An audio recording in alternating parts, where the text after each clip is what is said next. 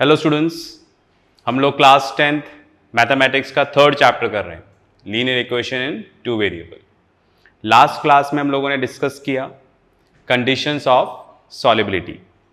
मैंने आपको बताया कि एल्जेब्रिक मेथड से हम कैसे पता लगाएंगे कि यूनिक सॉल्यूशन है, इनफाइनाइटली मेनी सॉल्यूशन है या नो सॉल्यूशन है। ऐसा एक इंट्रोडक्शन लेक्चर हमने लास्ट क्लास में देखा।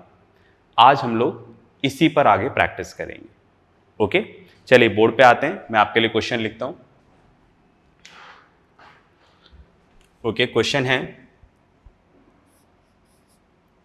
5x plus 2y equals to k। Second equation है 10x plus 4y equals to 3। Right, ये क्वेश्चन आपको दे रखा है और आपसे, मैंने ऊपर लिखा नहीं ये क्वेश्चन, मैं बोल रहा हूं, the given system of equation has infinitely many solution, you have to find out the value of k। मतलब ये जो सिस्टम ऑफ इक्वेशन दे रखा है, इसमें पता नहीं लगाना आपको दे रखा है इसमें कि इनफाइनाइटली मेनी सॉल्यूशन है। आपको क्या करना है? You have to find out the value of k। आपको k की वैल्यू निकालनी। कैसे करेंगे देखते हैं। सबसे पहले स्टैंडर्ड फॉर्म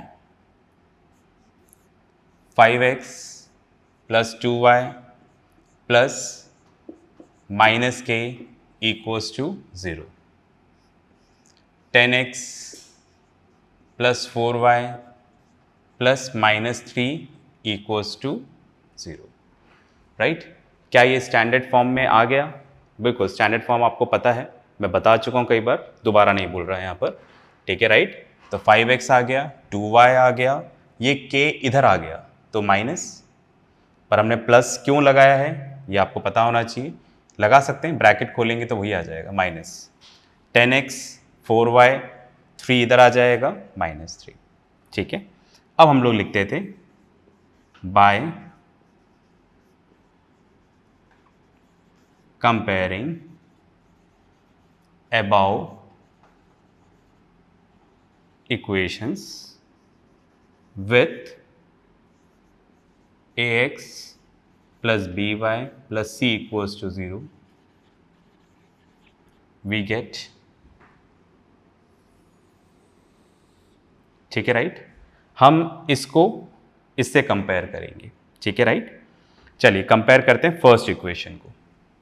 तो यहां पर आ जाएगा a, x के साथ a, x के साथ 5, तो a इक्वल्स टू 5, y के साथ b, y के साथ 2, तो b equals to 2, c minus k, c equals to minus के।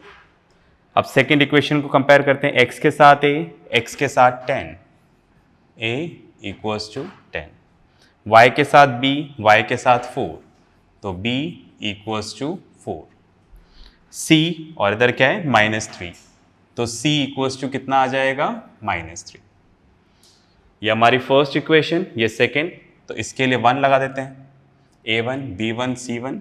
सेकेंड इक्वेशन के लिए a2 b2 c2, ऐसा हम करते हैं।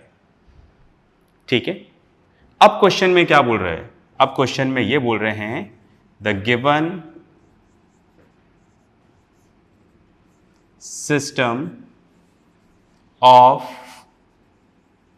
Linear equations has infinitely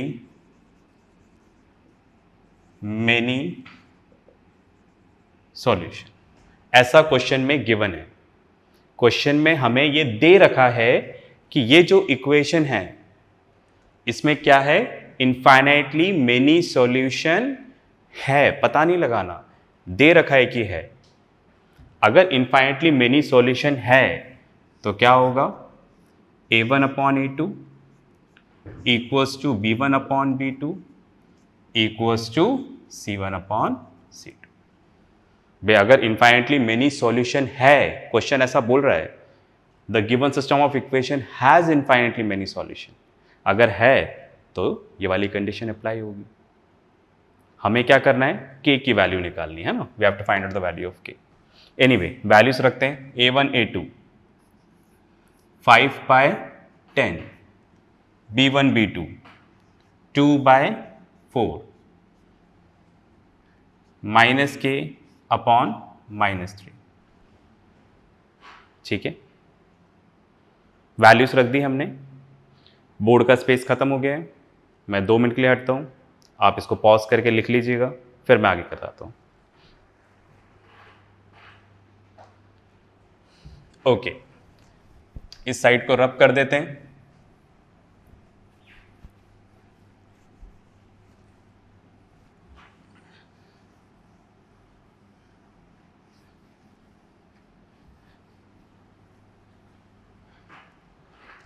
okay, अब आप देखिए ये कैंसिल हो जाएगा, तो कितना हो जाएगा 1 अपॉन 2, 5 इंटू 2 10, ये कैंसिल हो जाएगा और कितना हो जाएगा 1 अपॉन 2, 2 इंटू 1 2, माइनस से माइनस कैंसिल हो जाएगा तो k अपॉन 3। ओके, ये रिलेशन हमारे पास आ गया, इससे बाद वाली स्टेप। ओके, अब देखो ये भी हाफ है, ये भी हाफ है, कोई सा भी हाफ ले लो आप, ठीक है राइट। तो यहां पर मैंने ले लिया और k upon 3 equals to 1 upon 2, right. इन दोनों को ले लो, ये 3 इधर डिनोमिनेटर में, इधर जाके मल्टीप्लाई हो जाएगा, k इक्वल्स टू 3/2। ठीक है, तो हम यहां पे लिख देते हैं, ये हमारा आंसर आ गया, यही हमें करना था, k की वैल्यू निकालनी थी, निकाल ली है। अब मैं स्टेटमेंट लिख रहा हूं, ठीक है राइट। इस तरह से लिख दें, for k equals to 3/2 the given system of equation has infinitely many solutions। ठीक है राइट। तो हमें क्वेश्चन में क्या बोला गया था, हमें इक्वेशन दे दी थी और बोला इसमें इनफाइनाइटली मेनी सॉल्यूशन है, पता नहीं लगाना है, दे रखा है कि है, you have to find out the value of k, हमें k की वैल्यू निकालनी है। तो अगर दे रखा था तो हमने इसको यूज किया और इस तरह से k की वैल्यू निकाल ली, राइट। आई होप आपको ये क्वेश्चन क्लियर हो गया होगा। अब हम लोग 2 क्वेश्चन और करेंगे इसी मेथड पे, ठीक है, कैसे देखते हैं।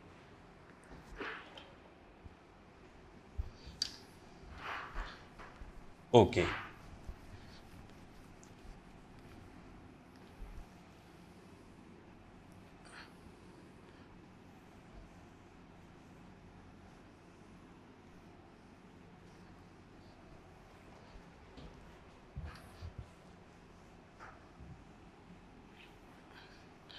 चलिए नेक्स्ट क्वेश्चन देखते हैं बोर्ड पे।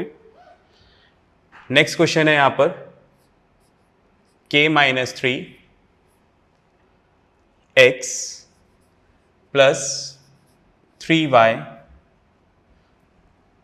Equals to k। Second equation है kx plus ky equals to 12। दोबारा इस क्वेश्चन में यही दे रखा है, the given system of equation has infinitely many solution. इसमें इनफाइनाइटली मेनी सॉल्यूशन है, you have to find out the value of k की वैल्यू निकालनी। तो जैसे लास्ट क्वेश्चन किया था वैसे ही करेंगे। सबसे पहले standard form k-3 x plus 3y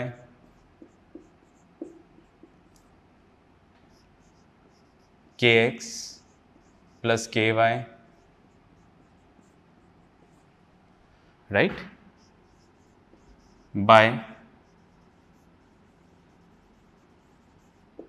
comparing it, मतलब this equations with ax plus B Y plus C equals to 0, we get, वही सेम स्टेप्स चल रही हैं, ठीक है, कंपेयर करते हैं, ओके। इससे ये तो समझ में आ गया होगा, हमने स्टैंडर्ड फॉर्म के लिए k को उधर लिया है, 12 को उधर लिया है, बाकी सब एज इट इज। अब यहाँ पर x के साथ a, x के साथ k माइनस 3, तो a इक्वल्स टू कितना आ जाएगा, k माइनस 3, ठीक है। y के साथ b, y के साथ 3, b इक्वल्स टू 3, फिर c minus k, c equals to minus k। इधर आते हैं, x के साथ a, x के साथ k,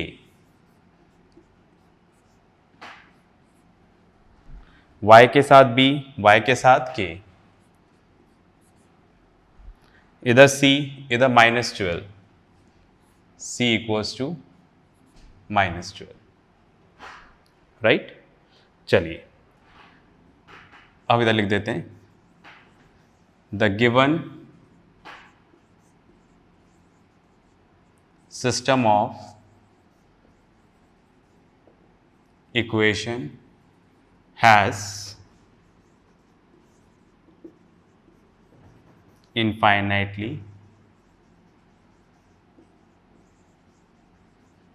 many solutions, ठीक है। हमें दे रखा है कि इसमें infinitely many solution है, we have to find out the value of k, right। अब k बहुत सारी जगह दिख रहा है, एनीवे हम तो अपने सिस्टम को फॉलो करते हैं, राइट। ये अपना a1 a2, ठीक है, ये b1 b2, ये हमारा c1 c2, ठीक है। अगर इनफाइनाइटली मेनी सॉल्यूशन है तो तीनों कोफिशिएंट्स का यहाँ पर दोनों कोफिशिएंट और कांस्टेंट का रेशियो क्या होगा, सेम होगा। वैल्यू रख देते हैं, a1 कितना है, k माइनस 3 अपॉन के, b1 b2 3 अपॉन के, c1 c2 माइनस के अपॉन -12, राइट। चलिए अब बोर्ड का स्पेस खत्म हो गया है, मैं 2 मिनट के लिए हटता हूँ, आप लिख लें। चलिए आगे करते हैं। अब पिछले क्वेश्चन में k एक ही जगह था, इस क्वेश्चन में k मल्टीपल पोजीशंस में है, ठीक है। तो कैसे करना है, थोड़ा सा डिफरेंट होगा, देखिएगा, k माइनस 3 अपॉन k, एक तो ये हो गया, फिर लिखा हुआ है 3 अपॉन k, फिर लिखा हुआ है k अपॉन 12, माइनस से माइनस कैंसिल हो जाएगा। अब आप ध्यान से देखिएगा, यहां पर 2 केसेस होंगे, केस 1 केस 2, क्यों, क्योंकि आप देखो पिछले क्वेश्चन में तो k एक ही जगह था और इधर हाफ आ रहा था, समझ गए आप। पिछले क्वेश्चन में तो कोई कंफ्यूजन ही नहीं था, जैसे इस तरह से आया था 1/2 इक्वल्स टू k अपॉन 3, ऐसे आ गया था। तो 1/2 ये तो सेम ही हो गया, चाहे इसको लो या इसको लो, ओके। तो एक तरह से क्या हो गया, यही सिचुएशन थी तो आपने आराम से सॉल्व कर दिया, पर यहां ऐसा नहीं है, राइट। यहां पर ये तीनों चीजें इक्वल हैं, मतलब तीनों रेशियोज इक्वल हैं, ओके। पिछले क्वेश्चन में तो 2 ही थे, वो एक तरह से हाफ हाफ एक ही बात है, पर यहां पर 3 रेशियोज हैं और तीनों आपस में यहां पर क्या है, इक्वल है। तो मतलब अगर आप इन दोनों को लोगे तो हो सकता है अलग आंसर आए, इन दोनों को लोगे तो हो सकता है अलग आंसर आए, इन दोनों को लोगे तो हो सकता है अलग आंसर आए, हमें पता नहीं, क्योंकि वैल्यूज तो अलग अलग हैं सब जगह। पास में आ गई, तो हमें यहां पर क्या करना पड़ेगा, अलग अलग केसेस सॉल्व करने पड़ेंगे। कैसे, देखिएगा। चलिए, तो लास्ट क्वेश्चन में तो एक डायरेक्ट क्वेश्चन था, पर यहां पर के हर जगह आ रहा है, तो दिक्कत क्या है, हम किसको लें, इस पेयर को लें, इस पेयर को लें या इस पेयर को लें, 3 कंडीशंस हैं। ओके, चलिए सबसे पहले मैं इस पेयर को लेता हूं। ओके, ध्यान से देखें, मैंने ये वाला पेयर लिया, मैंने इसको नाम दे दिया केस 1, राइट। थोड़ा इधर लिख देते हैं,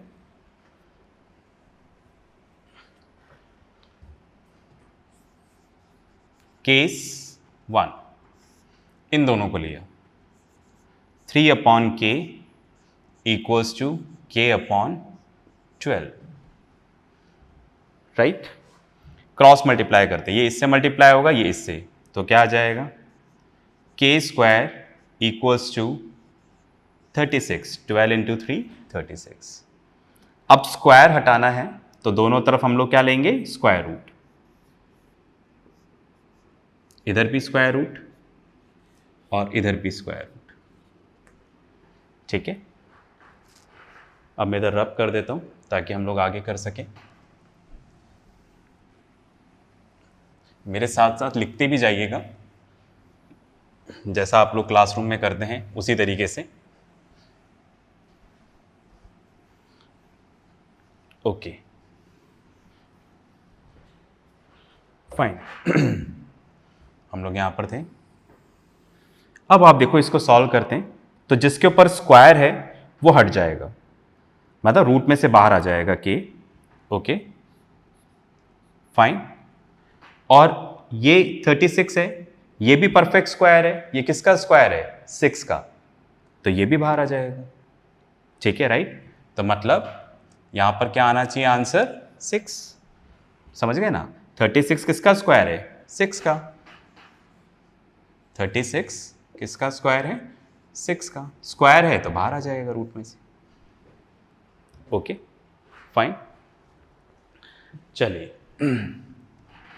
तो अब आप देखो, अब ध्यान से देखना, कुछ समझने वाली बात है।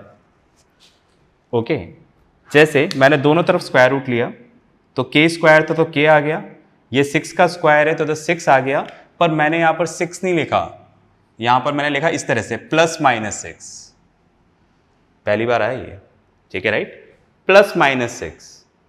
इसका मतलब क्या है, प्लस भी हो सकता है माइनस भी, मतलब मैं दोबारा यहां पे लिखता हूं, that is k equals to 6 और k इक्वल्स टू -6। समझ में नहीं आया कि मैंने ऐसा क्यों किया, समझते हैं। देखो मैं इधर समझाता हूं इस जगह आपको। जैसे आप देखो, यहां पर k स्क्वायर था और 36 था, k स्क्वायर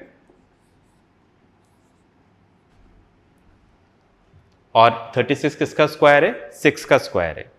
अगर स्क्वायर होगा तो स्क्वायर रूट से बाहर आ जाएगा, क्यों आ जाएगा, मैं कई बार बता चुका हूं, ठीक है, राइट। तो बाहर आ जाएगा तो ये क्या हो जाएगा, k, और ये आ जाएगा तो क्या हो जाएगा, 6। बात में आ गई, तो ये चीज तो आपको क्लियर हो गई होगी। अब आगे देखो भाई, इधर k स्क्वायर है 36, राइट, k स्क्वायर, मैं 36 को -6 का स्क्वायर भी तो लिख सकता हूं, समझ रहे मेरी बात। भाई मैं 6 का स्क्वायर ही क्यों लिखूं, अभी तक आप ऐसा करते हुए आए होंगे, पर आप सोचें 36 को हम 6 का स्क्वायर ही क्यों लिखें, -6 का स्क्वायर भी तो क्या होता है, 36 ही होता है, क्योंकि मल्टीप्लाई करोगे तो माइनस माइनस प्लस हो जाएगा, समझ रहे हैं मेरी बात। तो 6 का स्क्वायर भी 36 होता है, -6 का स्क्वायर भी 36 होता है। Okay, fine. तो अगर हम -6 लिखते हैं इसको तो k इक्वल्स टू क्या आंसर आ जाएगा हमारे पास, -6। समझ रहे हैं, आज तक हमने ऐसा नहीं किया था, पर आप क्लास 10th में हो, ठीक है, राइट, फाइन।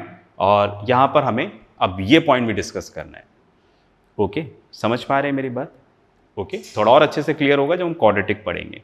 ओके, तो फिलहाल मैंने क्या बोला कि 36 जो है उसको हम 6 का स्क्वायर ही क्यों माने, हम उसको -6 का स्क्वायर भी तो मान सकते हैं। तो अगर 6 का स्क्वायर मानेंगे तो k इक्वल्स टू 6 आएगा, -6 का मानेंगे तो k इक्वल्स टू -6। हमें पता नहीं है यहाँ पर 36 क्यों लिखा है, ये 6 का है -6 का है, हमें क्वेश्चन में नहीं दे रखा, तो हमने इसलिए दोनों आंसर मान लिए, k = 6 और k = -6, मतलब k की वैल्यू 6 भी हो सकती है और k की वैल्यू -6 भी हो सकती है। क्लियर? आई होप ये बात समझ में आ गई होगी आपको। अब आगे चलते हैं।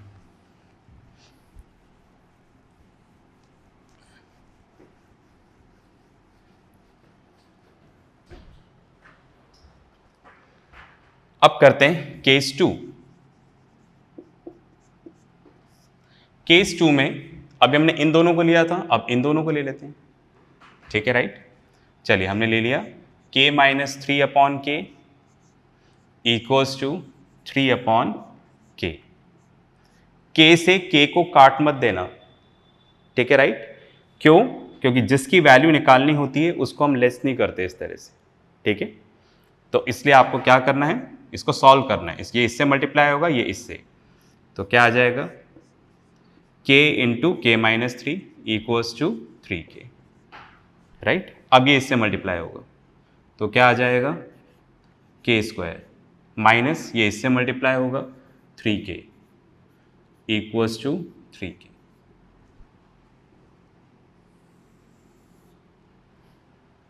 राइट?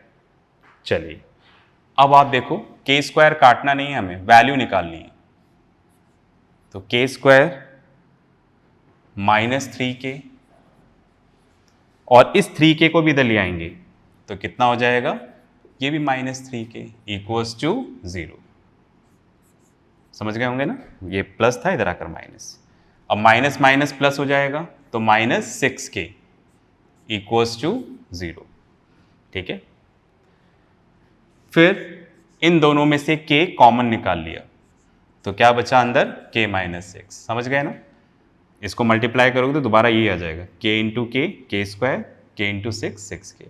हमारे पास, हमने दोनों में से कॉमन निकाला है फिलहाल। यहाँ पर 2k थे, एक ले लिया तो एक बचेगा, यहाँ पर एक ही था तो कुछ नहीं बचेगा। अब आप ध्यान से देखो, फिर यहाँ पर नई चीज़, अब आप देखें, ये k कोई साइन नहीं है तो मल्टीप्लाई,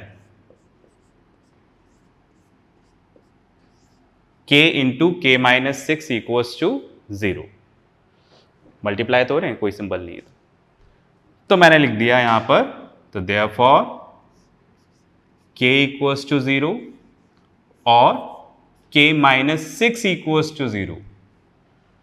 ये मैंने क्या लिख दिया, चलो मैं इस बात को एक्सप्लेन करता हूँ, उसके लिए मैं बोर्ड पे से हटता हूँ, आप पॉज करके लिखेंगे, फिर मैं इधर रब करके लिखता हूँ, ठीक है?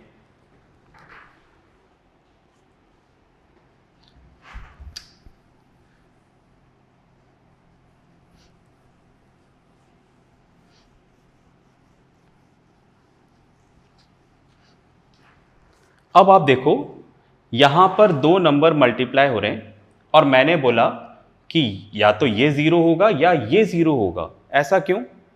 ध्यान से देखो, ध्यान से सुनिएगा। अगर आप दो नंबर को मल्टीप्लाई कर रहे हैं, आपको पता ही नहीं है दोनों नंबर, दो नंबर को मल्टीप्लाई कर रहे हैं और आंसर 0 आ रहा है, ऐसा तभी पॉसिबल है जब इन दोनों में से कोई एक नंबर 0 हो। दोबारा बोलता हूं, अगर आप दो नंबर को मल्टीप्लाई कर रहे हैं और आंसर 0 आ रहा है, तो इसका मतलब है इन दोनों में से कोई एक नंबर 0 है। कौन सा है हमें पता नहीं। समझ रहे हैं मेरी बात? जैसे सपोज ये 0 है, सपोज, तो बिल्कुल सही है, 0 × दिस 0। या तो अगर ये 0 है तो भी आंसर क्या आ जाएगा, 0। भी दोनों 0 हो जाए तो कोई दिक्कत नहीं, मैं तो बता रहा हूं कम से कम एक नंबर का 0 होना जरूरी है, right? Fine. If the product of two numbers is 0, then any one of them will be a 0। ठीक है, राइट? फाइन, दोनों में से कोई एक 0 जरूर होगा। हमने इसी कॉन्सेप्ट को यहां पर अप्लाई किया। देखो यहां पर भी दो नंबर मल्टीप्लाई हो रहे हैं, ये और ये, राइट? दो नंबर, दो एक्सप्रेशन, राइट? ये मल्टीप्लाई हो रहे हैं और आंसर 0 आ रहा है। पर ये तभी 0 हो सकता है जब कोई एक इसमें से क्या हो, 0। कौन सा 0 है? k 0 है या ये 0 है हमें नहीं पता, तो हमने लिख दिया k इक्वल्स टू 0 और k माइनस इक्वल्स टू 0, या तो ये 0 है या फिर ये 0 है। समझ गए? कुछ अलग तरीके से सॉल्व कर रहे हैं, इसलिए कारण सारे बता रहा हूं, ध्यान रखिएगा। एक्सप्लेनेशन समझ में आ गया होगा? ओके, चलिए आगे चलते हैं।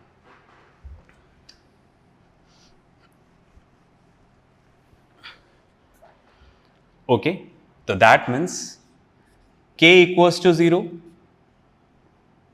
और ठीक है k माइनस 6 इक्वल्स टू 0, तो 6 इधर चला जाएगा, तो k इक्वल्स टू कितना आ जाएगा? 6। ये हमने केस 2 किया है, राइट? बात में आ गई? तो केस 1 से तो हमारा ये आंसर आया था और केस 2 से ये आंसर आ रहा है। केस 3 भी कर सकते हैं पर जरूरत नहीं है, क्योंकि केस 3 करने से भी फायदा नहीं है, आंसर हमारा पहले ही आ जाएगा। आंसर अब निकालना कैसे है? आपको क्या करना है, आपको k की वो वैल्यू लेनी है जो दोनों केसेस में सेम हो।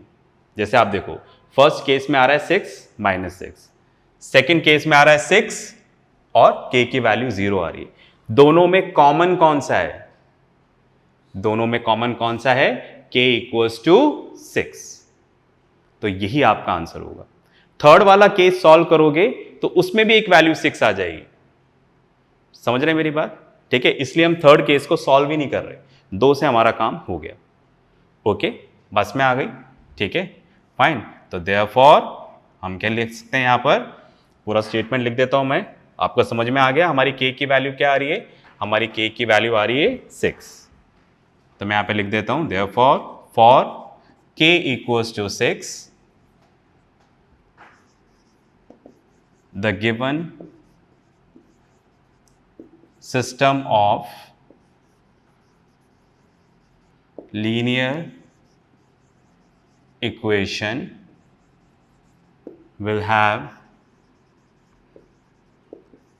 infinitely